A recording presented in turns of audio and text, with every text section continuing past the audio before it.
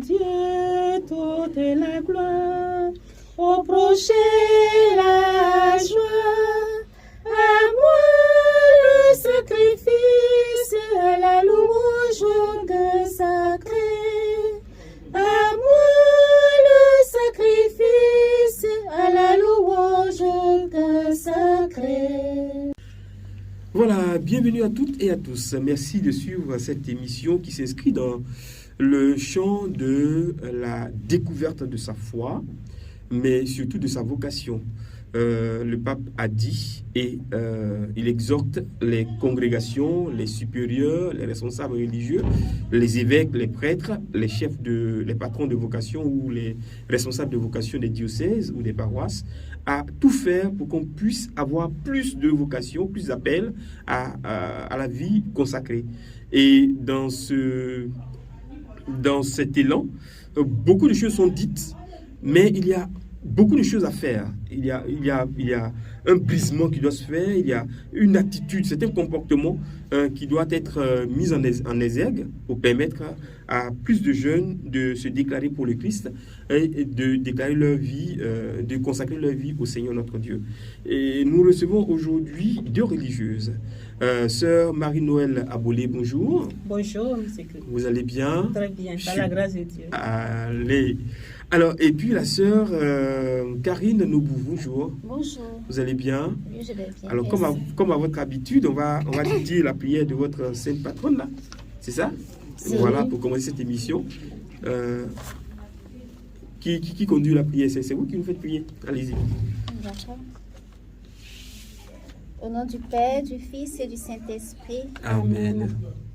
Nous vous invoquons, ô Sainte Marie Betty, chasse-fleur qui avait grandi à l'ombre du calvaire et avait exhalé le parfum de vos vertus en présence de Dieu seul pour le réconfort des souffrants. Obtenez-nous du Seigneur votre humilité et votre charité, qu'il a tant aimé, et cette flamme d'amour très pure qui vous consuma. Enseignez-nous à cueillir les fruits de la paix dans le don parfait à nos devoirs et à mériter par notre intercession la grâce dont nous avons besoin et la récompense éternelle au ciel. Amen.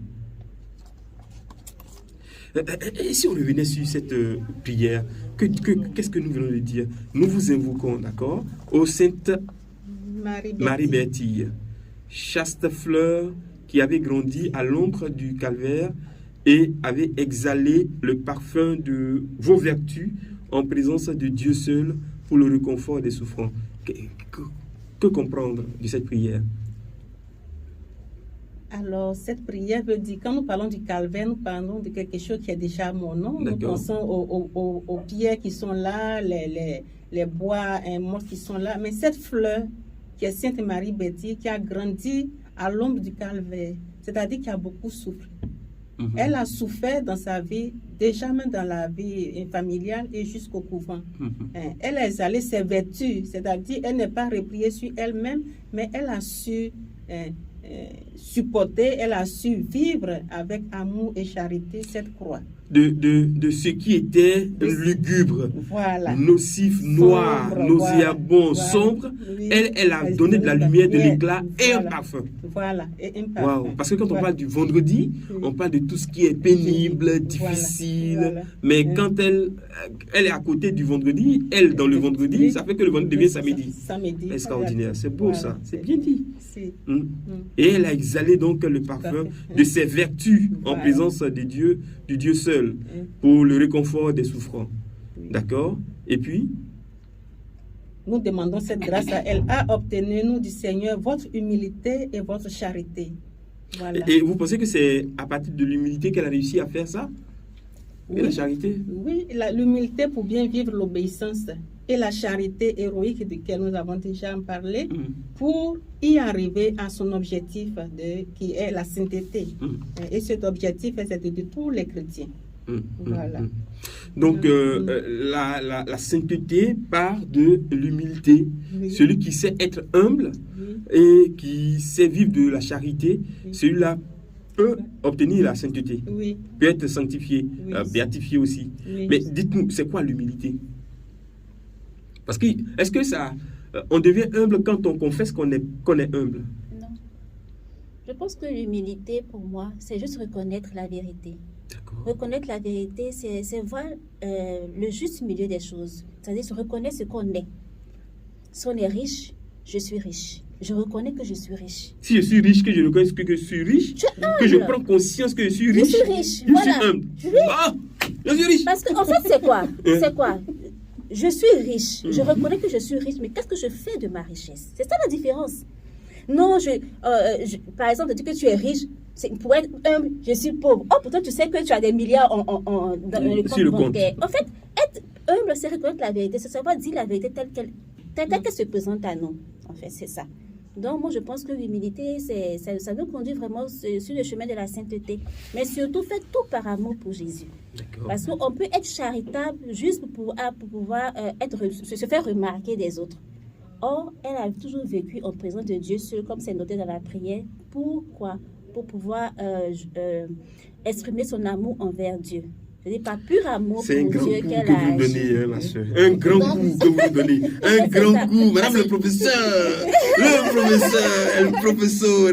Non, mais l'humilité, reconnaître sa Sa richesse. richesse. Et être riche, c'est pas que de l'argent. Oui. C'est pas de la monnaie sonnante et trébuchante. C'est aussi On peut des être dons, riche. oui, des dons particuliers que j'ai, savoir faire, savoir dessiner, savoir chanter, savoir même organiser, diriger un groupe. C'est-à-dire, je reconnais mes talents. Je reconnais mes talents, Avec- savoir voilà. écouter l'autre, Voilà. savoir parler, savoir préparer. Comme c'est la vérité, être vrai. J'ai ce talent, mais c'est dans la manière dont je vais l'utiliser. Si l'utilisation ne va pas opprimer mon frère ni ma soeur, alors c'est l'humilité duquel nous en parlons et que Sainte Marie Betty a suivi. Richesse et charité. Je sais que je sais faire ça et puis j'applique ma charité maintenant. Oui. Et là, ma charité va jusqu'à montrer à l'autre qu'il n'est pas si pauvre que cela. Effectivement. Que c'est vrai que il n'est pas si riche que ça non plus. Il est certes riche, mais je peux lui apporter quelque chose. Donc savoir que je suis un bocal qui peut encore recevoir du contenu, ça aussi c'est de la charité, ça aussi c'est de l'humilité. l'humilité. Si. Reconnaître qu'on n'a pas tout. Effectivement, si on est vrai, on va savoir qu'on a des insuffisances. Oui. C'est pour ça que je disais que l'humilité, c'est reconnaître la vérité. Si on est vrai, on voit tout de suite ses défauts et ses qualités. Mais seulement ne pas se plier sur les défauts ou bien ne pas se plier sur les qualités. Choisir le juste milieu des choses. J'ai ces qualités, j'ai ces défauts, je les assume. C'est ce qui me rend humble en fait. Oui. Hey, assumer. C'est vrai. J'assume en offrant au Seigneur mes faiblesses, en le remerciant pour mes qualités, en mettant à la disposition des autres mes qualités. Mais c'est là que ça devient un peu compliqué. Quand on vous dit, non, vous êtes riche de votre beauté, merci. Riche de votre belle chevelure, merci. Riche de votre savoir-parler, merci. Mais pauvre de votre savoir écouter, tout de suite on se braque. Oui, c'est ça. En fait, c'est ça le problème, en fait. C'est ce que montre l'humilité. Ne pas savoir combat. accepter ses limites. En fait, ce n'est pas savoir accepter ses limites aussi, ce n'est pas être humble. En fait, c'est le combat de l'humilité, en fait. C'est ça le problème. Vous voyez, c'est bien facile d'accepter les qualités, mais c'est difficile d'accepter les défauts, en fait.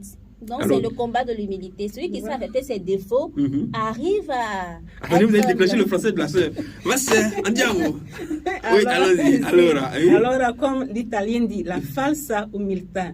D'accord. Mais c'est ça. La fausse C'est humilité. La fausse humilité. D'accord. C'est comme M. Karine vient de le dire. Je reconnais que j'ai ces qualités, j'ai ces défauts. Alors, quand vous dites à ne pas apprécier les qualités et les défauts, c'est-à-dire le contraire de l'humilité, c'est l'orgueil. Je ne veux pas céder, je ne veux pas voir le point noir que j'ai, sur lequel je dois travailler pour améliorer ma relation, améliorer ma personnalité. Voilà. C'est pour un peu joindre cela, non?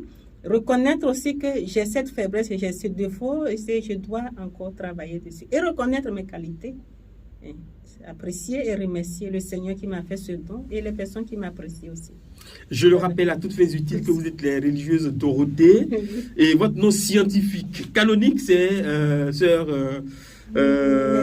Karine. Les sœurs maîtresses de Sainte Oh, j'ai mes maîtresses. Les sœurs maîtresses. Hein? Oui, maîtresse parce que nous sommes notre apostolat premier, c'est l'éducation. D'accord. Et l'éducation intégrale de la personne. Donc maîtresse comme institutrice. Oui. Non, pas institutrice, c'est limité en fait notre apostolat. Ah, ok. Voilà, parce que les infirmières aussi sont des maîtresses. Elles sont des maîtresses parce que elles éduquent. Donc éducatrices. Voilà, elles éduquent, elles inculquent les valeurs, les valeurs chrétiennes aux malades. Parce qu'il y a des malades qui ne connaissent pas le Seigneur, mais dans leur souffrance, elles rencontrent le Seigneur avec les conseils de l'infirmière, l'attention de l'infirmière. Elle peut même leur faire une petite catéchèse. Tout ça. Donc, pour que leur souffrance soit un gain. Voilà, une participation à la souffrance du Christ. Voilà. Puisqu'on dit que c'était qui embaume de sa vertu le calvaire, qui est un lieu très sombre. Voilà. Donc, nous sommes éducatrices dans tous les domaines, dans l'assistance, dans la médecine et dans l'éducation, comment je peux dire ça, dans l'enseignement, l'enseignement général. Voilà. Quand vous dites ça, ça donne envie d'être Dorothée, sœur Dorothée. Est-ce que les hommes peuvent être Dorothée? Non, actuellement, on n'a pas de branche masculine, mais on peut épouser la spiritualité, le charisme des sœurs de Sainte Dorothée. Parce que nous avons la fraternité séculaire, c'est-à-dire qu'ils ont épousé le charisme et la spiritualité des sœurs de Sainte Dorothée. Il y a d'autres qui sont mariés, il y a d'autres qui ne sont pas mariés. Il y a aussi même des prêtres au niveau de l'Italie qui, étant ordonnés prêtres, vivent notre spiritualité. Voilà, donc, on va rappeler votre spiritualité. C'est le cœur de Jésus et de Marie, c'est-à-dire le sentiment qui anime ces deux cœurs. Et nous ne pouvons pas parler du cœur de Jésus sans parler du cœur de Marie. C'est de ce beau cœur, ce cœur humble, ce cœur aimable de la maman, la Vierge Marie, que le Seigneur Jésus aussi en est débordant. Donc nous sommes les filles des Sacré-Cœur et de cette que nous donnons nos cultes.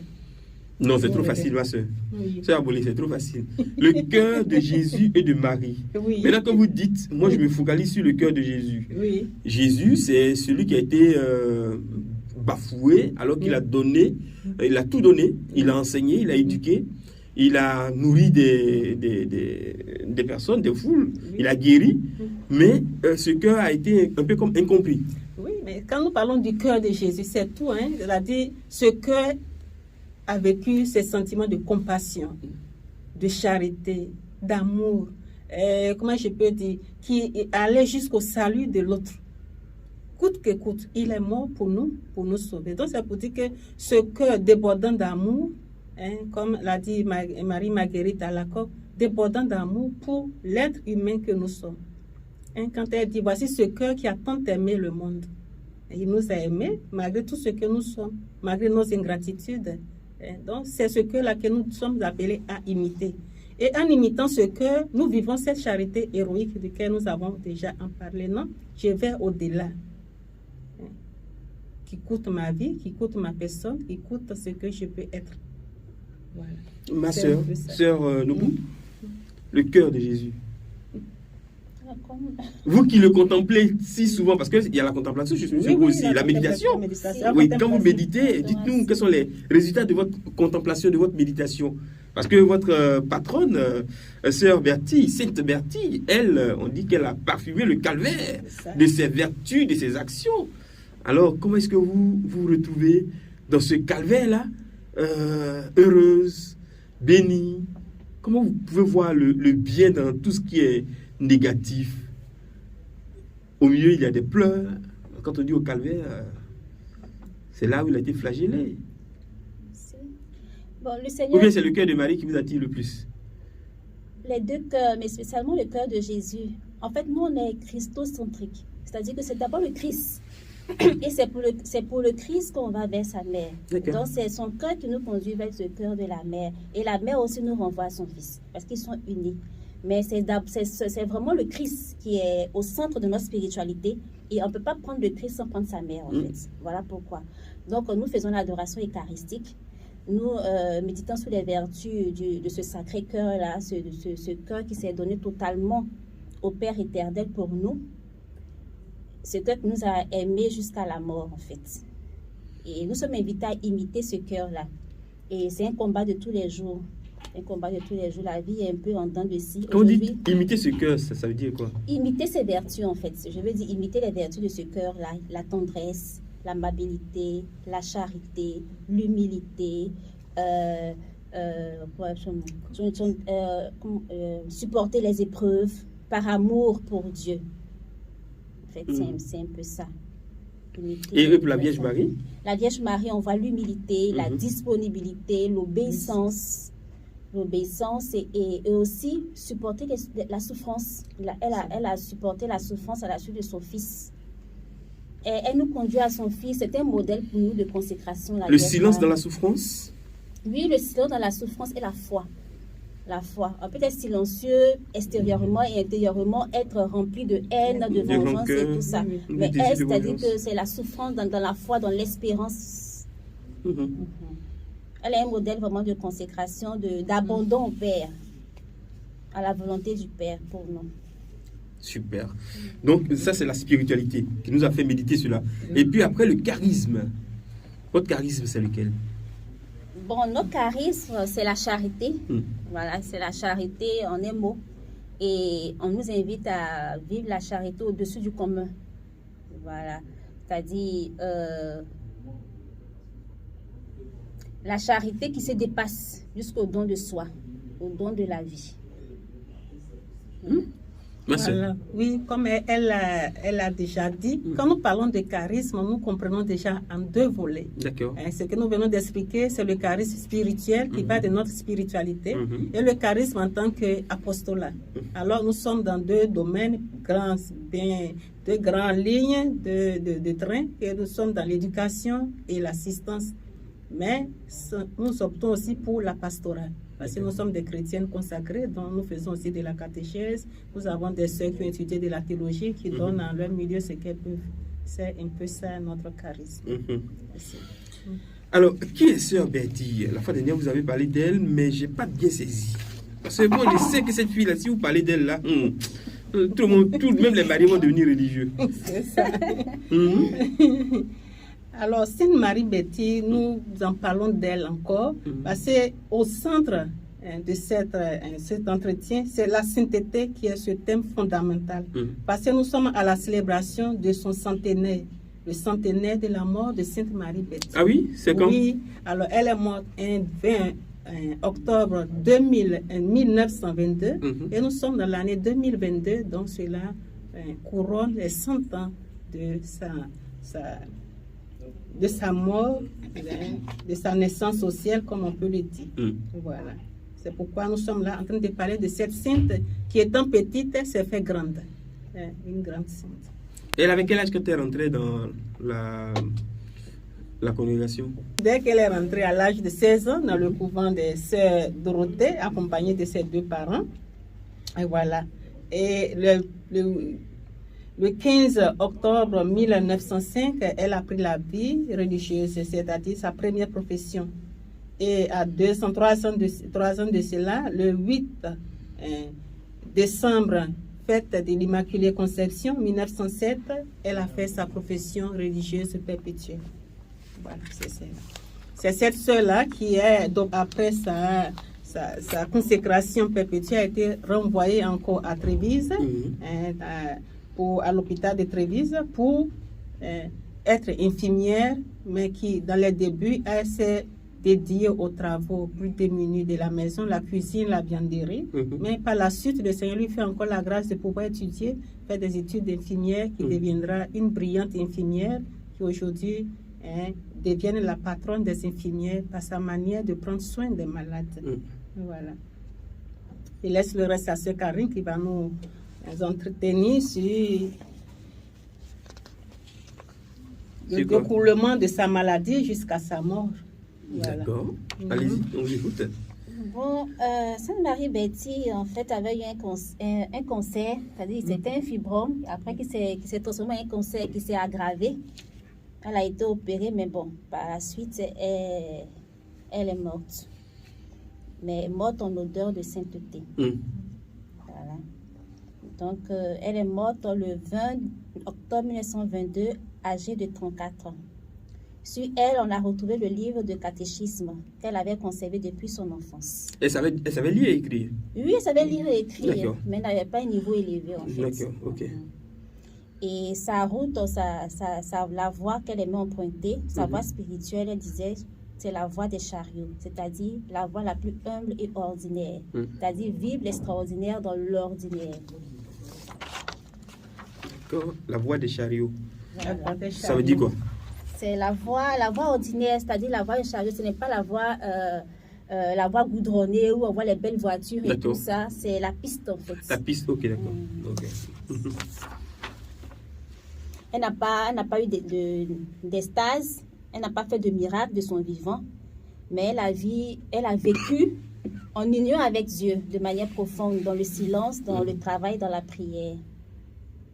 C'est de là qu'elle a tiré cette charité exceptionnelle envers les malades, les médecins et tout le monde, parce qu'elle était obéissante même envers les médecins, charitable envers les malades et les médecins, prêt à remplacer une infirmière malade, prêt à aider un médecin qui en a besoin, même si elle n'est pas de service.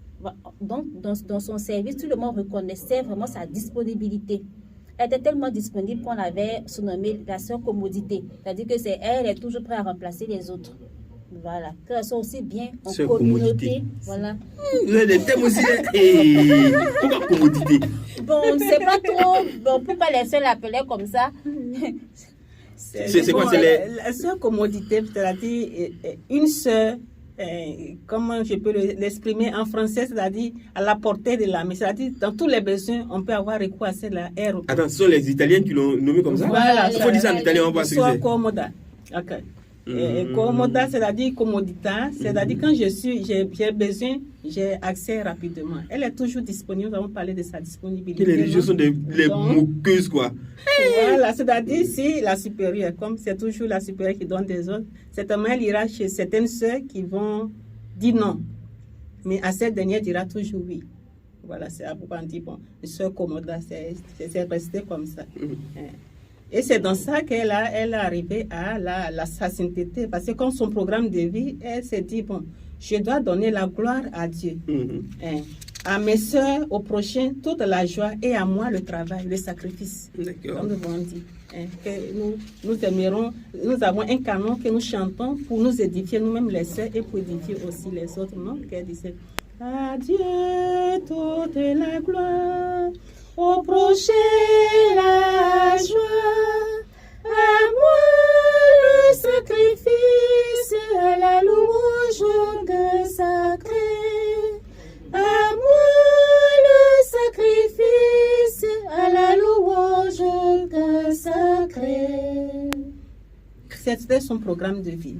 Et elle a su exprimer, expérimenter et vivre ce qui a édifié plus ses sœurs de communauté, les médecins et les infirmiers, tout le monde à qui elle a eu recours, surtout les malades. Voilà. Alors, cette partie de la vie de sœur Betty me fait penser à ceux qui, au quotidien, vivent, ils se tapent tout le boulot, et puis le mérite revient à leur supérieur hiérarchique, et on pense que c'est pas vu. Les hommes ne voient pas, mais Dieu lui voit. Voilà. Et sœur Betty, elle a tout de suite capté cela et elle a dit, ok, dans tous les cas, mes sœurs ne verront peut-être pas, mais Dieu seul sait, Dieu voit. Ça, et ça lui a permis de pouvoir le faire régulièrement et à chaque fois, et ça fait qu'aujourd'hui, vous chantez ces louanges. Oui, c'est ça. C'est ça Et même. puis, il faut dire qu'elle ne voulait même que être sainte juste pour le Seigneur. Elle disait à une de ses camarades, de ses consoeurs, à une canonisation, soyons saints, mais pas sur les autels, mais soyons saints pour Jésus. Waouh. Donc, elle ne savait même pas, peut-être que son vivant, ça elle était comme ça. Elle a dit, non, mais arrêtez tout ça. Parce qu'elle ne voulait pas vraiment la gloire qu'on donnait aux saints. Elle voulait juste être sainte, juste pour plaire à Jésus. Elle dit, je veux être sainte, pas pour aller au paradis, ni en enfer, ni avoir le réconfort de la bonne conscience, juste par pur amour pour Jésus. Et c'est ça la paire de la sainteté. Par pur amour pour Jésus. Faites tout par amour pour Jésus. Parce que tout le monde est charitable, tout le monde est heureux, mais quelle est l'intention qui motive nos actes? C'est ça la différence, en fait. Quand vous allez commencer à enseigner, je vais venir à votre école. Ma soeur. Oh, super. D'accord. Sœur Betty. Oui. Toujours, on parle d'elle. Si, elle répétait, non, que l'obéissance doit être spontanée, c'est-à-dire immédiate, sans hésiter, un instant, joyeuse, sans parole, tout en pensant que c'est mieux ainsi. Je dois dominer à tout prix ma volonté, mon jugement, en pensant aux bénéfices et à l'exemple de Jésus, mon maître, mon guide, mon tout. Et c'est ce qu'elle écrit dans son journal personnel. Et elle continue encore. Quel riche trésor est ton cœur, ô Jésus. Je donne volontiers tout ce que j'ai pour la posséder et le voir adoré de tous les cœurs. Et continue encore. Jamais fatigué, jamais découragé. La patience, disait notre Seigneur à Sainte Catherine, ne vit que de fatigue et elle est inséparablement liée à la charité. Mon Dieu, pensons maintenant à tout ce que le Seigneur Jésus a vécu. Pourquoi m'as-tu abandonné? Jésus est étendu sur le dur bois de la croix. Il souffre les plus atroces douleurs dans le corps, mais bien plus, il souffre dans son âme bénie. D'une immense tristesse qui l'opprime, de sorte à lui arracher cette lamentation atroce. Mon Dieu, pourquoi m'as-tu abandonné? Si l'Éternel, son Père, qui aimait tant son divin Fils, a permis une telle souffrance, qu'en sera-t-il de nous pauvres créatures? Nous qui, tant de fois, avons répondu avec ingratitude aux grâces de Jésus? Nous, les épouses, dit-elle encore, nous devons imiter Jésus de près. Nous lamenterons, nous, si parfois nous devons souffrir de quelque chose, si le poids du sacrifice se fait sentir, et en pensant à tout ce que Jésus a enduré pour nous, nous nous sentirons encouragés et décidés à souffrir volontairement avec Jésus et pour Jésus. Elle continue. Mon Jésus, pourquoi ne t'aimerais-je pas vraiment? Pourquoi ne m'abandonnerais-je pas entièrement dans vos bras maternels? Jésus, aide-moi. Aujourd'hui, je veux tant aimer. Je veux à tout prix, au sacrifice de ma volonté, rester toujours moi-même et rester toujours uni à toi, de qui j'espère tout. Dans mon service, je dois voir l'image de Jésus en toute créature, en toute chose. Je dois faire des sacrifices avec générosité, à condition que mon but soit la seule gloire de Jésus. Je ne dois rien dire, je ne dois rien faire, je ne dois faire un seul pas si ce n'est dans ce but. Comme nous avons dit, c'est un peu ce qu'elle-même, elle a écrit dans son journal. Nous pouvons encore continuer, mais vous dites que cette sainte nous édifie sur plusieurs choses. Sa manière de vivre dans ces petits écrits qui nous aident aujourd'hui à vivre. Cette sainte de 1900 est encore actuelle aujourd'hui. Ces écrits nous illuminent, nous aident. Et c'est cela que nous voulons partager sur ce studio.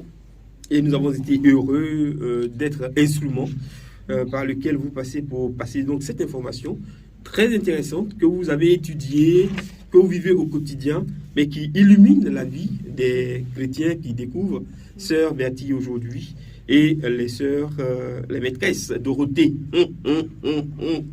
Les maîtresses Dorothée. En tout cas, merci à vous d'être passés nous voir. Les sœurs maîtresses de Sainte Dorothée, fille des Sacré-Cœur. Et on le dit, c'est quel est l'anniversaire?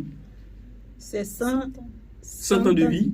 Non, 100 ans de sa mort. De sa mort. De sa mort. Elle est morte à 34 ans, donc nous, ça fait 134 ans de vie, si elle vivait encore. Mais ça fait 100 ans de sa mort. Voilà. Et elle a été, très souvent, les causes de béatification, on dit, on met en exercice, et puis certaines personnes prennent une prière, et puis c'était quelle prière qui a soutenu la cause de sa béatification? Bon, c'est une sainte qui a, par son intercession, obtient beaucoup de grâces. D'accord. C'est-à-dire le Seigneur se sert d'elle pour nous obtenir des grâces. Donc, quand elle est priée, elle est dans son humilité, elle donne des grâces, surtout pour des couples qui sont en difficulté d'avoir un enfant, même ceux qui ont des difficultés d'avoir une âme sœur, et même ceux qui sont malades. Beaucoup de malades ont recours à cette sainte-là pour une guérison, et elle intervient. Parce que nous avons des témoignages palpables concernant la santé, la guérison que beaucoup ont obtenue par rapport à d'autres pour l'enfantement, tout cela. Donc, le grand miracle qui fait de Sainte Marie Berthier une sainte, et vous laissez Sœur Karine va vous orienter. Sainte Karine! Voilà, Sœur Karine. Bien que vivante. C'est un lapsus. C'est un lapsus. Mais nous sommes en début, nous parlons d'une sainte qui... Et comment? Voilà. Mais voilà. Donc, bon, il y a eu beaucoup de miracles qui ont permis sa béatification après sa canonisation. Il y a eu beaucoup de miracles. Il y a un monsieur qui a été guéri d'une tuberculose osseuse. En ce temps, on ne guérissait pas de tuberculose osseuse parce que la médecine n'était pas développée. Il y a eu beaucoup de miracles. Il y a eu aussi un monsieur qui avait la mâchoire qui était fermée hermétiquement. Il ne pouvait même pas se nourrir. Donc, il mourait de faim. Et juste quelques jours après pendant la neuvaine, quelques jours seulement, la mâchoire s'est déliée, on a pu le nourrir. Parce qu'avec les médicaments, on n'arrivait pas à délier sa mâchoire. Et il y a eu plein de miracles qui sont suivis et qui ont permis dans le domaine de la santé. Dans le domaine de la santé. Voilà. Maintenant, comme elle a dit, il y avait des couples qui cherchaient un enfant. Il y avait un couple qui cherchait un enfant et par l'intercession de Sainte Marie Berthier, avec la prière qu'on vient de faire, juste la prière qu'on vient de faire, ils ont pu obtenir l'enfant qu'ils cherchaient. Ah bon? Si. Et pas plus tard que, il y a peut-être 2 mois de cela ou 3 mois de cela, il y a une de nos sœurs, sa maman avait le cancer. Et on a fait la neuvaine dans la communauté et elle a reparti faire les examens. Le médecin a vu que le cancer avait disparu. Parce que la boule, en fait, on avait diagnostiqué le cancer, il a vu que c'était plus le cancer, avec tous les symptômes. Elle avait déjà commencé à faire la chimie. Voilà, la chimiothérapie. Voilà, elle avait déjà les symptômes du cancer. Voilà, donc quand on a fait la neuvaine, elle s'est rétablie, elle a commencé à marcher, courir, elle ne pouvait même pas s'asseoir, elle ne faisait que se coucher. Voilà. Actuellement, elle est en bonne santé. Ça fait quelques mois seulement. Le médecin même est étonné. Il dit qu'il n'a jamais vu ça. Il va aller encore faire d'autres recherches parce qu'il est dépassé. Donc c'est ça, Dieu dépasse la médecine. Juste en disant cette prière. Oui, juste en disant nous vous invoquons ô Sainte Marie Berthier, chaste fleur qui avait grandi à l'ombre du calvaire. Et donc là, si votre calvaire, c'est le non-accomplissement, l'infécondité, le brisement, et vous exhalez le parfum de vos vertus en présence de Dieu seul pour le réconfort des souffrants. Ah, obtenez-nous du Seigneur votre humilité et votre charité qu'il a tant aimé. Et cette flamme d'amour très pure qui vous consuma. Ici, vous pouvez compléter ce que vous avez, dans ce dont vous avez besoin. L'intention. Et également cette grâce et tout ça, et puis continuer. Vous pouvez faire ça aussi. Wow. Enseignez-nous à accueillir les fruits de paix dans le don parfait à nos devoirs et à mériter par votre intercession la grâce dont nous avons besoin et la récompense éternelle au ciel. Amen. Oh, super, c'est bien. Ah, cherchez les sœurs là, pour aller prendre la prière là. Ah, cherchez les sœurs là, elles sont... Voilà. Vous êtes situés où à Abidjan? Nous sommes à Angre, Café 5.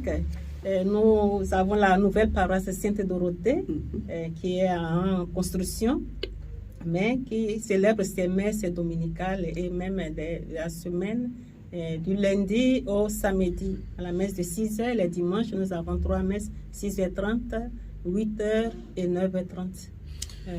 C'est une très belle transition qui nous permet de lancer les prochaines productions. Où est-ce que vous êtes situé, dans combien de pays vous êtes, et à chaque territoire que vous occupez, qu'est-ce que vous faites là-bas de façon spécifique? De cela, on parlera dans nos prochaines émissions. Merci à vous, sœur, d'être passé nous voir, sœur Abolé et sœur Nebou.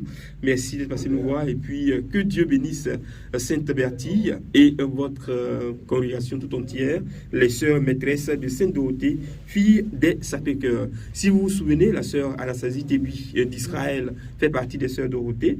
Et cette dame qui parle arabe, qui parle italien, qui parle anglais, qui parle tout, sauf l'atier. Non, elle parle aussi atier, c'est sûr. Elle les a fait danser, elle a fait danser tout le peuple de Dieu là-bas au cours des dernières festivités sur les migrants. En atier, cette dame est trop forte.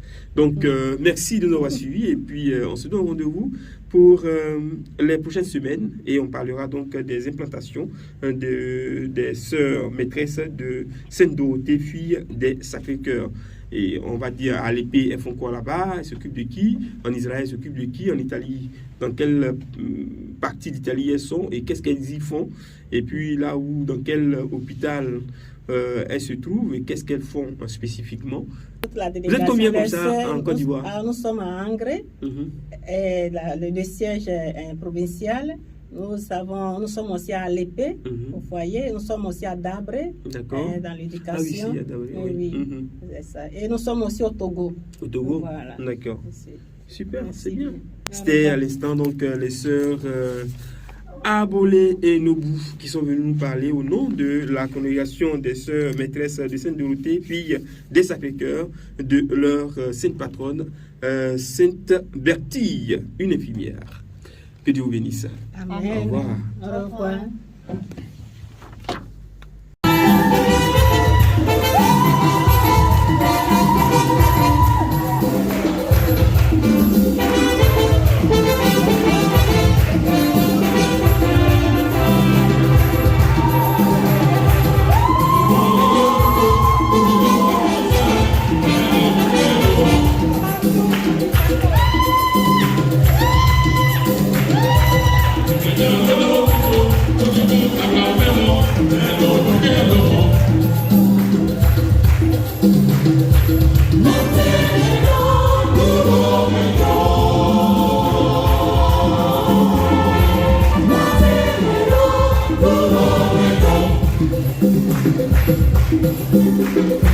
Thank you.